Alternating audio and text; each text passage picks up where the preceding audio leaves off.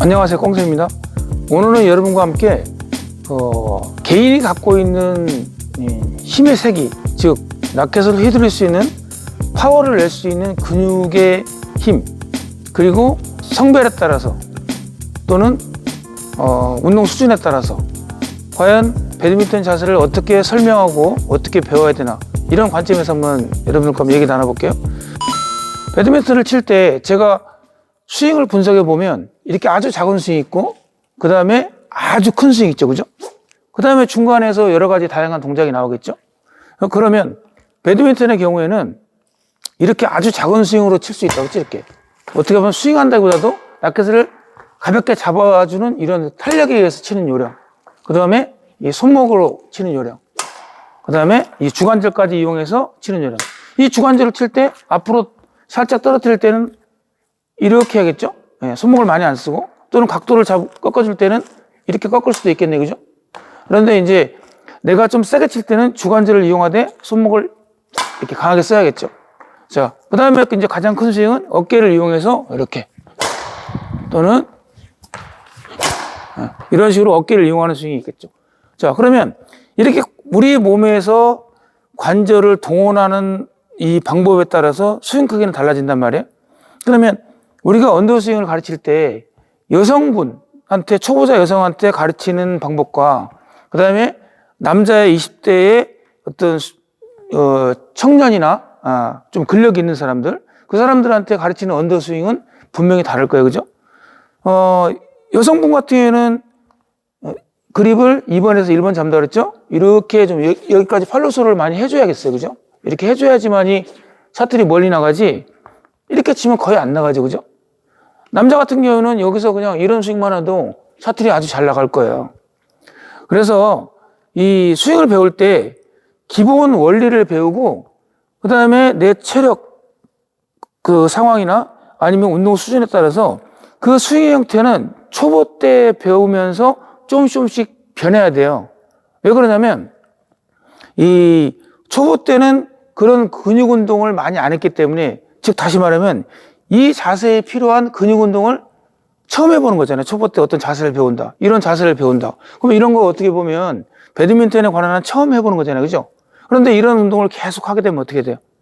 이제 충분한 운동하고, 그 다음에 충분한 휴식, 그 다음에 충분한 영양, 이런 사이클이 계속 반복되면서 우리가 사용하는 근신경계들이 조금 더 발달하기도 하고, 조금 더 파워 있는 근육으로 생략적으로 변하기도 하겠죠, 그죠?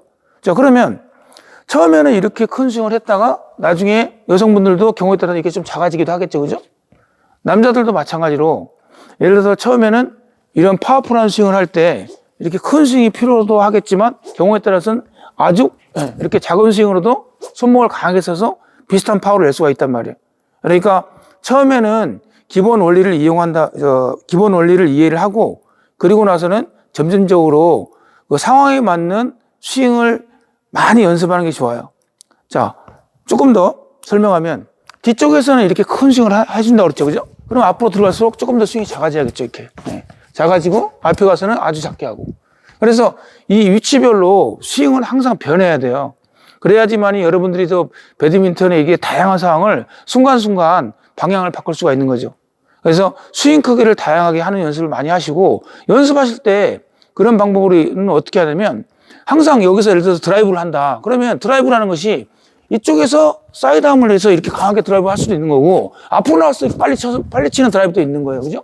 그러니까 드라이브 연습한다 그러면 이렇게만 하지 말고, 일단 이렇게 했으면 그 다음부터는 이렇게 해보고 짧게 해보고, 이렇게 해보고 짧게 해보고, 여기도 마찬가지로 크게 해보고 짧게 해보고, 크게 해보고 짧게 해보고, 이런 식으로 다양하게 자꾸 연습을 하는 걸 여러분들이 하면 좋고요. 그리고 이제 스윙을 할 때 있어서 그립을 컨트롤 하기도 하고, 그 다음에 손목을 쓰기도 한다고 그랬죠, 그죠? 그러면 내가 예를 들어서 여기 오는 샤트를 직선으로 칠 때는, 자, 짧게 하면서 1번 치고 다시 2번 돌아오고, 또 옆에 올 때는 2번으로 대각으로 때리고 다시 2번 해보고, 아니면 또 직선으로 1번 해보고 다시 해보고. 그러니까 이 타점에 따라서 그립을 2번도 해보고, 1번도 해보고, 또 3번도 해보고, 2번도 해보면서 이렇게 하면서 여러분이 순간순간 내가 원하는 샤트를 원하는 곳으로 보낼 수 있는 그런 연습을 꾸준하게 이 강습을 받는다 그러면 선생님한테만 의존하지 말고 스스로 이미지 트레이닝을 하는 거예요. 작은 스윙, 큰 스윙, 작은 스윙, 큰 스윙. 이런 식으로 계속 연습해요. 언더도 마찬가지예요. 작은 스윙, 좀 큰 스윙. 작은 스윙, 큰 스윙. 어떤 때는 이렇게 잡아치기도, 그렇죠? 어떤 때는 이렇게 잡아칠 수도 있는 거죠, 이렇게.